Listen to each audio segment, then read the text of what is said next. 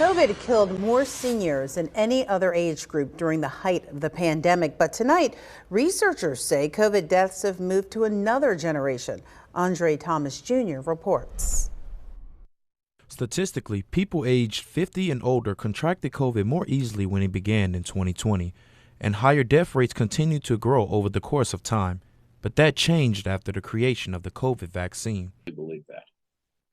So if you look at COVID, I think COVID is going to be around for the rest of our lives. I think we're going to have an annual COVID season, which starts around the time of flu season in the fall, ends in the spring, and I think there will be an annual COVID shot. Using public reports from 2020 through 2021, an analysis led by researchers from the University of Pennsylvania discovered that people between the ages of 25 through 54 had a higher COVID-related death rate than people 55 and older. Young people who ended up in the hospital, a young person was at much higher risk of getting severe disease, ending up in the hospital or even dying if they had not been from COVID, if they had not been vaccinated.